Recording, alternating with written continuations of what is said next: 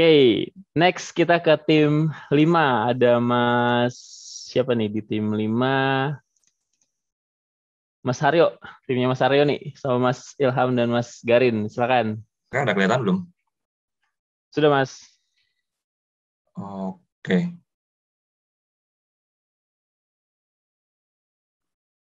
Oke, selamat siang semuanya. Perkenalkan kami dari tim 5.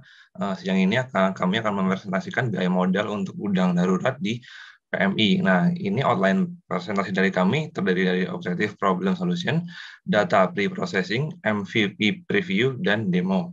Untuk visinya, visi atas BI model ini adalah untuk meningkatkan efisiensi operasional di gudang darurat PMI.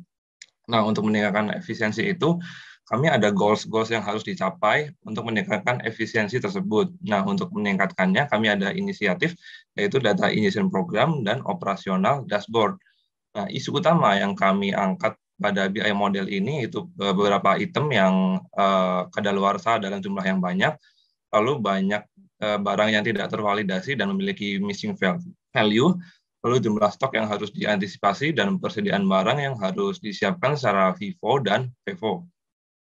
Personal yang kami angkat dalam merancang BI model ini yaitu untuk staf gudang PMI, di mana beliau bertanggung jawab untuk menerima dan menyimpan barang, mengirim barang, dan menjaga minimum stok agar sesuai dengan standar, dan membuat laporan bulanan.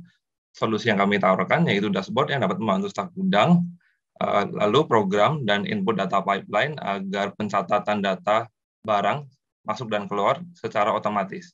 Selanjutnya silahkan Mas Garin dilanjutkan. Oke, untuk outline selanjutnya itu data pre-processing. Boleh next. Oke, untuk data pre-processing itu ada beberapa step yang kita ambil, mulai dari data import sampai ke table enrichment. Nah, major step itu boleh next. Ada 3. Yang pertama, data import and checking consistent value. Kemudian kita handling minus stock. Ketiga, kita enriching table. Enriching table ini kita mapping kategori, kita bikin minimum stock, terus kita bikin recommended storing time. Next. Selanjutnya kita akan ke MVP preview dan kita akan mulai dari user flow-nya. Jadi di user flow ini ada 3 main point. Yang pertama, user bisa akses main dashboard, kemudian dia bisa input data, ketiga dia bisa view pending task. Next. Kita ke main dashboard. Saat user masuk ke main dashboard, ada 4 item utama yang mereka bisa lihat. Pertama, mereka bisa cek stok berdasarkan itemnya dan kategorinya. Kemudian mereka juga bisa cek stok distribution between warehouse. Kemudian mereka bisa lihat item mana aja yang udah mau habis. Kemudian mereka bisa lihat item mana aja yang kira-kira umurnya itu sudah mendekati recommended storing time. Next. Selanjutnya ada input data page. Nah, untuk input data page ini ada action yang mereka harus lakukan itu adalah fill out data. Nah, data yang mereka fill out ini start dari item name sampai jumlahnya. Nah, nanti sebenarnya ada beberapa kolom lagi yang akan tampil gitu di database, tapi itu akan terisi secara otomatis. Nanti akan kita praktekkan. Setelah mereka isi, datanya akan langsung ke push ke database. In this case, database yang kita gunakan itu Google Sheets. Next. Oke, ini kira-kira preview mockup dari login page dan dashboard-nya. Next. Ini input data page-nya. Oke, boleh next. Yang terakhir pending task. Oke, next. Selanjutnya kita akan demo nih untuk data ingestion programnya. Aku akan langsung coba jalanin programnya ya. Mungkin aku akan izin share screen. Boleh?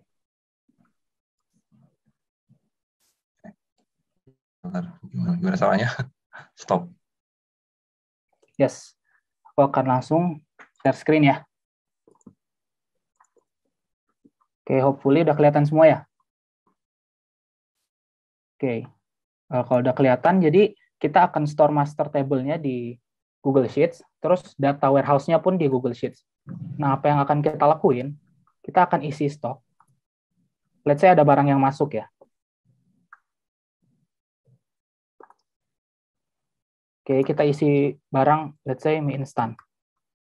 Mereknya Indomie, batch ID-nya, kita bisa isi apa aja. Ini kita bisa specify in atau out, kemudian destinasi let's say Bogor. Kode gudang G4, kemudian jumlah barangnya 1000 let's say. Nah, ini kita akan langsung keluar tuh detailnya. gitu. Nah, kita bisa input barang lagi, let's say Ari Mineral. Kemudian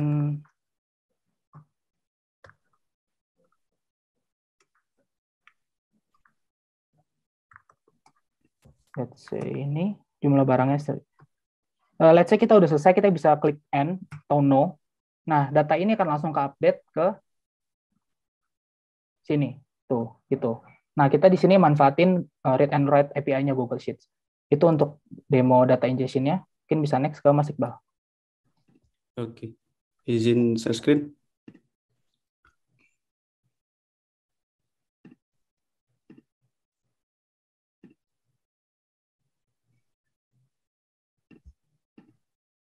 Langsung aja Mas Iqbal, bisa nggak di tengah-tengah? Bisa bentar.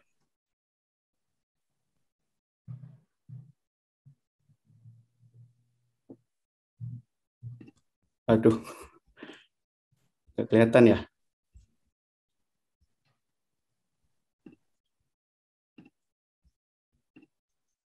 Nggak kelihatan nih.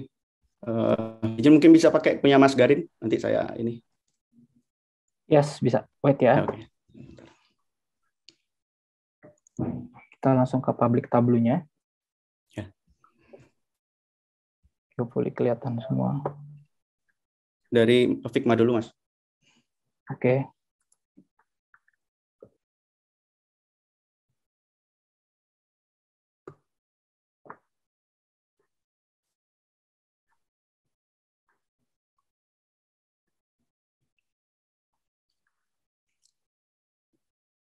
Sorry, wait. Ya.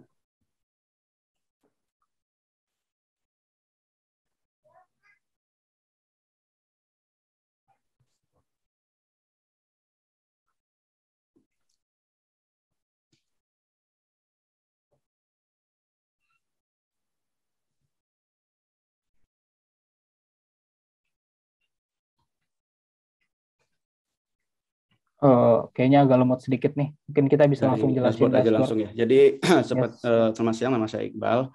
Seperti yang teman-teman lihat dari slide sebelumnya, itu ketika login, staf gudang itu akan langsung masuk ke menu dashboard yang kita sajikan. Ya, metric dashboard yang kita sampaikan ini cukup simpel ya. Kita hanya menampilkan data-data terkait tugas dan tanggung jawab staf gudang berdasarkan pedoman logistik PMI. Yang pertama itu adalah recommended storing time.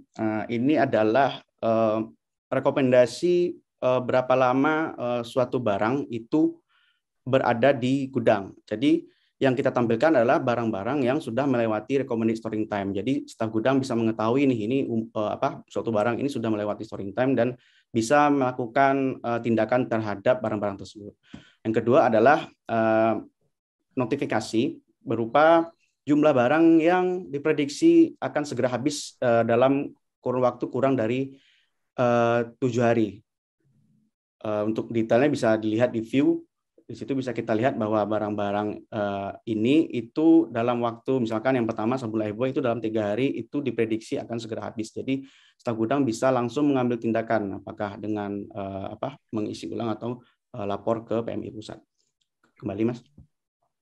Nah, yang data lainnya itu adalah matriks terkait status gudang, status barang di gudang. Yang pertama adalah barang berdasarkan total barang yang ada di masing-masing gudang, kemudian dirinci lagi berdasarkan masing-masing kategori, kemudian dirinci lagi berdasarkan itemnya.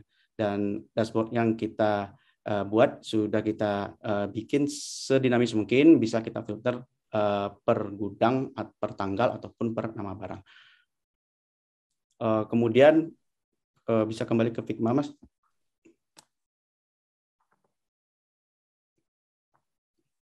Jadi close ya.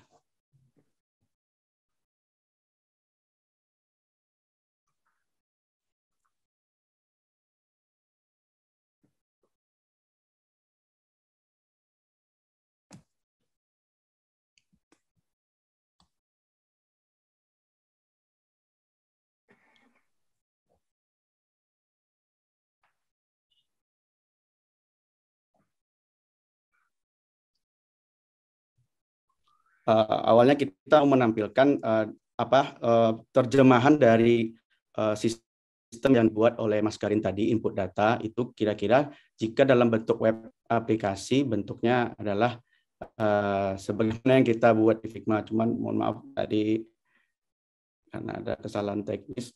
Yes, sepertinya Oke. bisa. Oke, kita Nah, play sudah. ya.